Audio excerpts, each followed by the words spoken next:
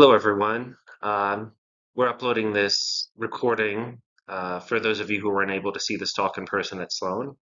But this talk is about how recent developments in AI, specifically generative AI, are now being deployed by teams, specifically in matches, to leverage mismatches between themselves and opponents.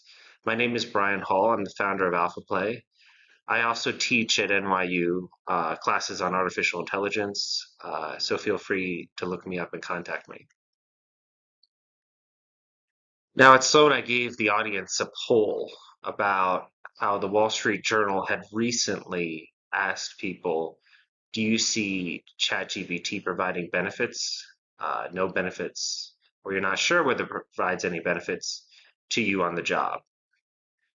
Now, when asked this question at Sloan, about 85% of the audience raised their hands and said benefits.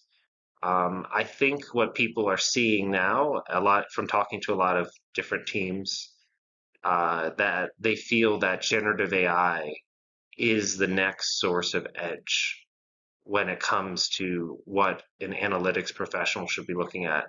And I think that that feeling is very spot on. And the purpose of this talk is to show extremely targeted and practical uses of this technology that is probably more powerful than you realize. Uh, Now, the Wall Street Journal, in general, just asking working professionals, ended up showing that about a third, and a third thought that there were benefits, no benefits, or not sure about ChatGPT on the job. But given the quantitative background of teams, I think that could explain why it's such a high percentage of people that see benefits.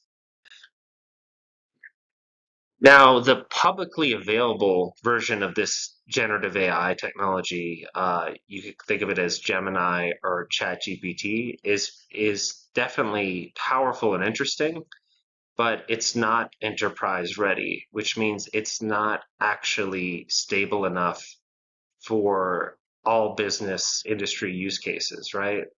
So, for example, I asked Dolly to create an image that talks about why ChatGPT is not ready for enterprise use.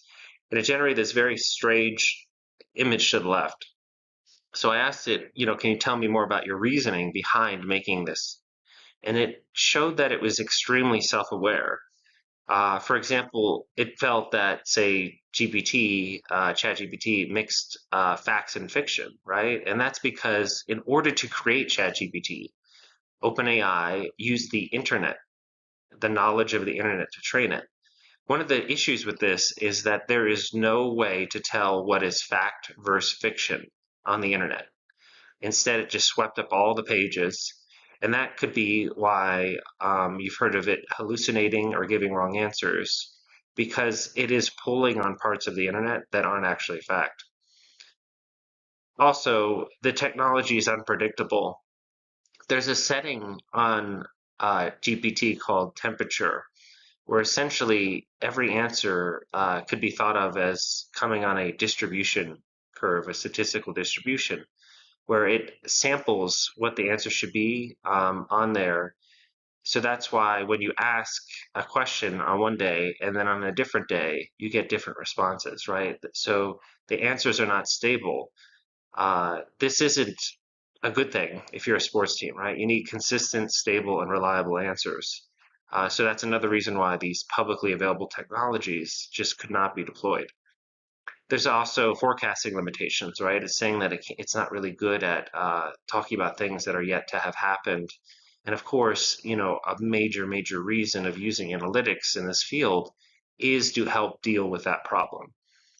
And also last, it said that it's not a specialist, right? So GPT is something that answers the question that anybody has, right? It is not built specifically for an industry, right? And let's talk about what generative AI could look like if it's specifically built only for the purposes of using by a sports team. So today, this type of technology, this enterprise level generative AI technology exists, right? At AlphaPlay, we've created one using a team's own data set, right? This really rich non-public data uh, to essentially gather up only the facts that a team wants to know. Then it becomes very consistent and reliable because it's not sweeping up information on the internet, right? It's only using the trusted information teams use. This is like a custom, secure, and private to a specific team, right? So nobody else could see what questions are being asked. Nobody else can access the team's information. As a result, when you deploy this system, it could actually solve really tough problems that teams can't solve today. It can give very, very situationally precise answers.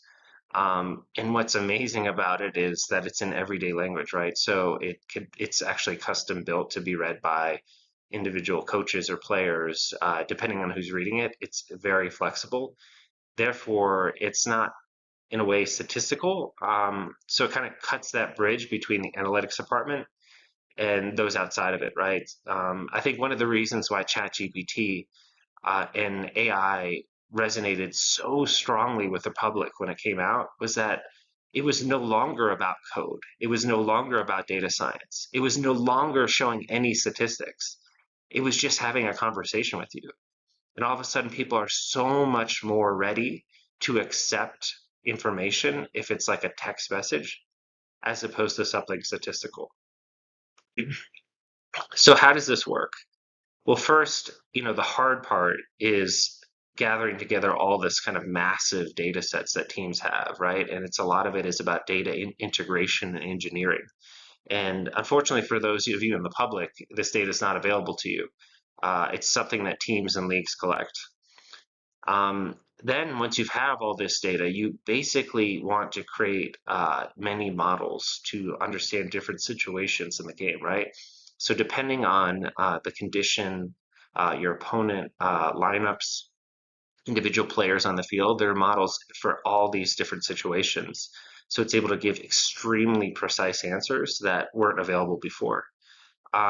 What's amazing about the system, this kind of generative AI system too, is from determining which models are more important and what's important in those models, you're able to actually just extract based on the query or question the information, kind of instantaneously as to what like matters actually to the player or coach. And as a result, like the insights are in everyday language, right? It's a user interface where all of this complexity is completely hidden. And instead, you're just getting pure insight at the end. So it's very, very exciting and powerful.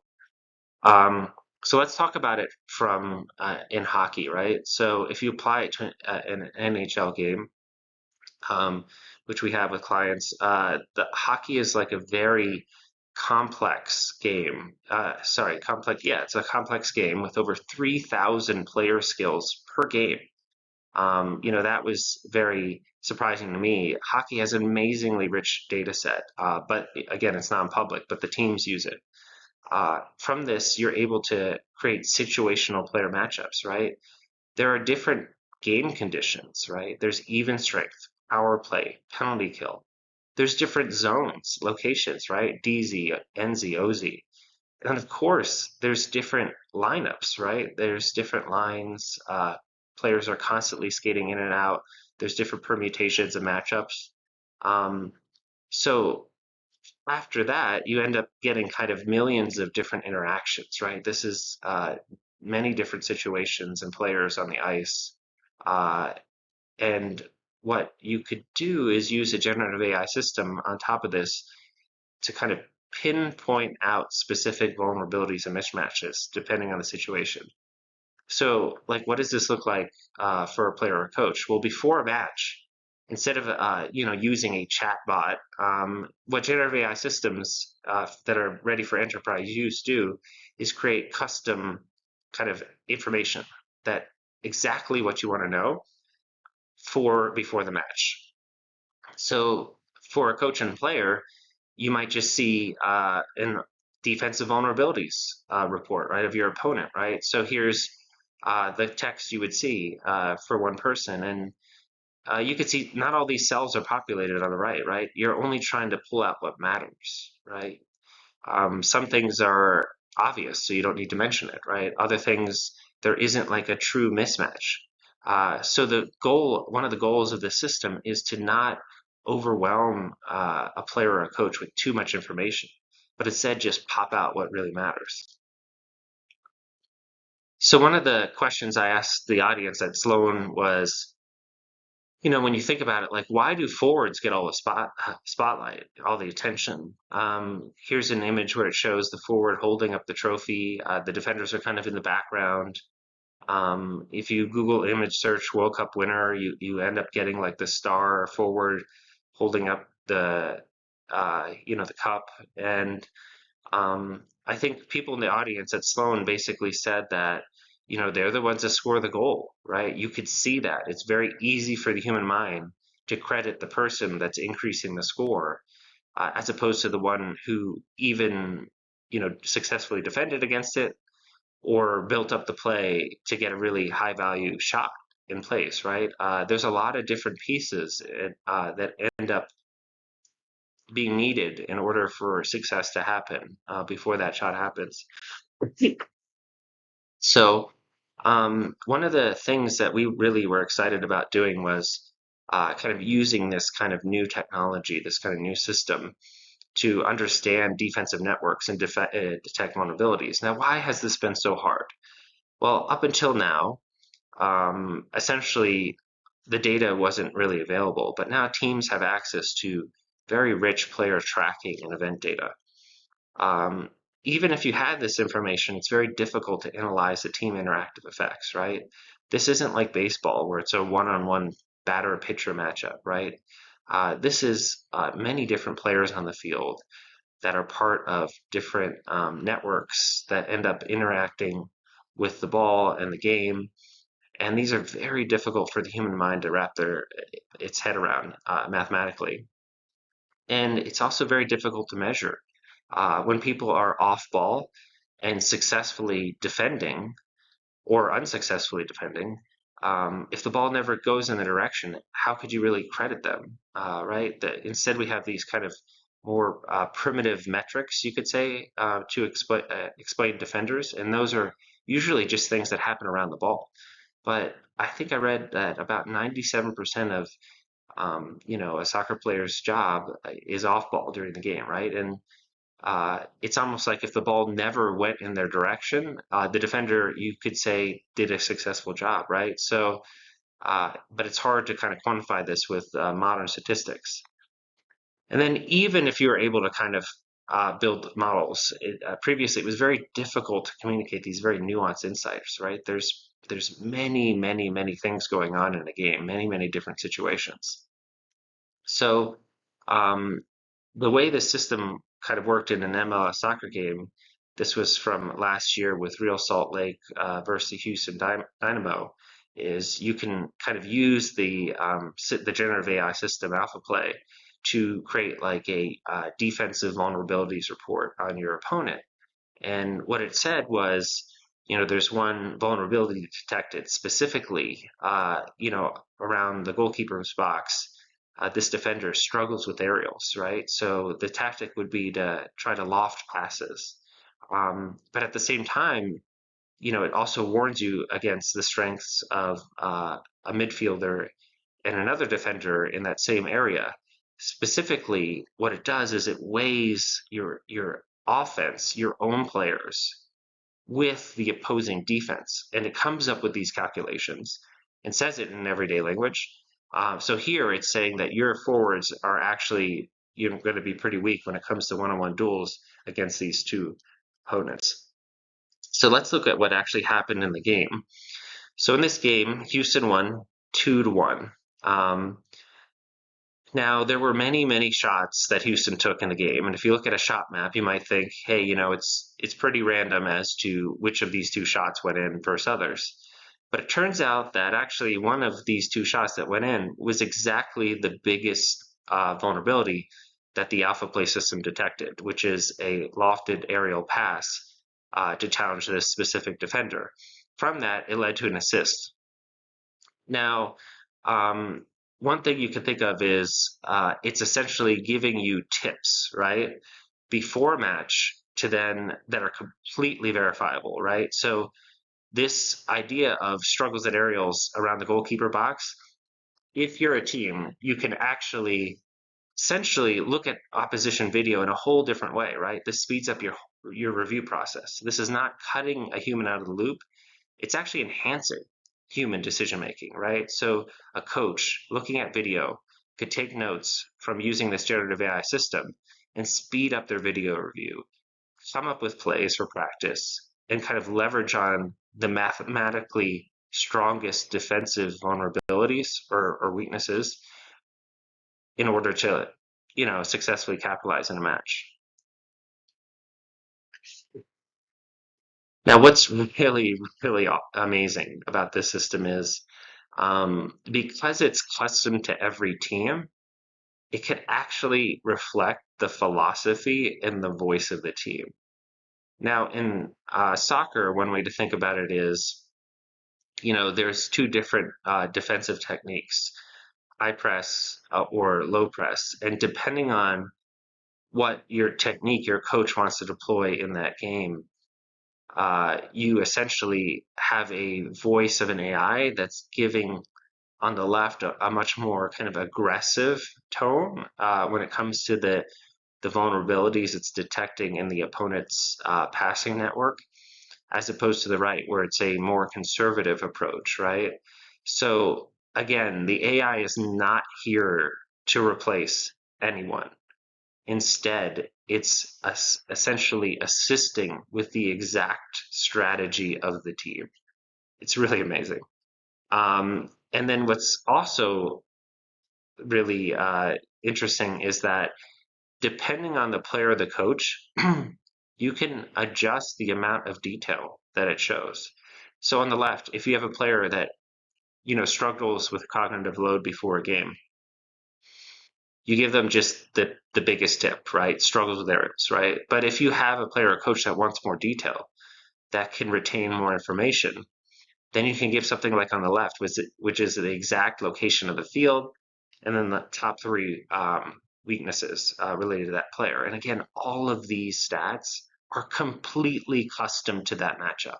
The AI is detecting this with your lineup, with your formation, according to areas of the field and your opponent's formation lineup and where they are in the field, right? So this is a really groundbreaking technology and obviously a new source of edge.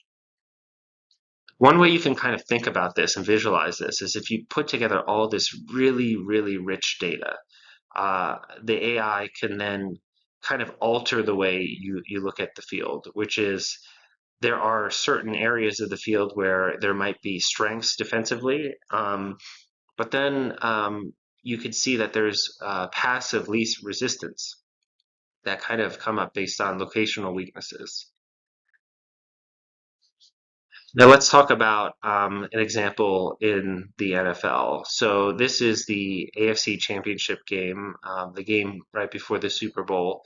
And essentially what happened was uh, there was a very high leverage moment that basically sealed the deal when it came to Kansas City going to the Super Bowl. It was, I think, a third and long situation. And they ended up throwing a pass deep center to a wide receiver named MVS. Now, MVS had struggled during the season, not a star on the team. So a reporter asked Andy Reid after the game, the coach of the Chiefs, that pass to MVS, was it a tough call? Reid said, no, it wasn't. It was zero blitz. We knew it was going to be zero blitz, and it got MVS in a great position right there to make the play. Now, what's interesting is, if you ran the AlphaPlay before this match, it actually said that one of the highest like leverage plays that the Chiefs could do in third and long was a deep center pass to MVS. Now, how is this even possible? Well, what it's doing is it's weighing in the locational defensive vulnerabilities of the Ravens and the offensive strengths of the Chiefs, and it's able to kind of detect these mismatches. Now, Andy Reid knows his team really, really well. He's a brilliant coach. Undoubtedly, he came up with this mismatch. But wouldn't it have been useful for maybe the Ravens to run this kind of system and flag this as one of the top five, high impact plays of the game to worry about. Specifically, you could change the way the cornerbacks cover MVS, right? So it wouldn't end up being a situation where it would reduce the chances of the Chiefs successfully completing in this situation in that area of the field. So what's interesting is even if a team knows everything about itself, it doesn't necessarily know about its opponent, right? So with these kind of systems, it can help you even understand your own defensive vulnerabilities.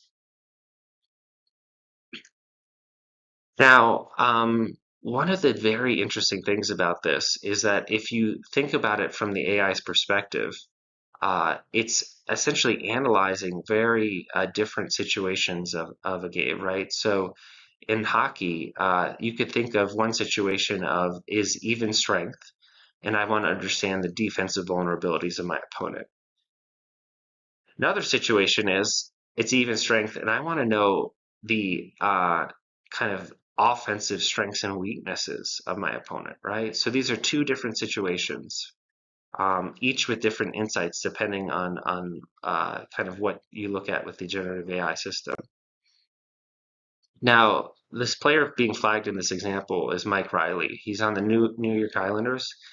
He was actually put on waivers in early 2023 and picked up by the Islanders. So um, what's interesting is that actually in this match, the AlphaPlay system detected him as one of the biggest offensive mismatches, specifically against Carolina's defense. Now, what's interesting about this is Riley is not, his playing time is on the third line, right? It's a player that wasn't really valued, and he actually ended up scoring in this game. So, but if you kind of depending on the situation too, like if it's in power play, his offensive strengths detected change, right? There's a shift in the playing style. And of course, like if he's on defense, there's a different advice, right? So all these kind of nuances can kind of come out and are like very easy to communicate to coaches and players, just depending on the situation. Now, complexity is the enemy of focus. And when Carlos Pena did his talk earlier on AlphaPlay, he mentioned that a player wants to feel like they're not walking into an ambush, but at the same time, they don't want to feel overloaded with information. They want to know what's relevant, right? So that they feel prepared, that they can perform better.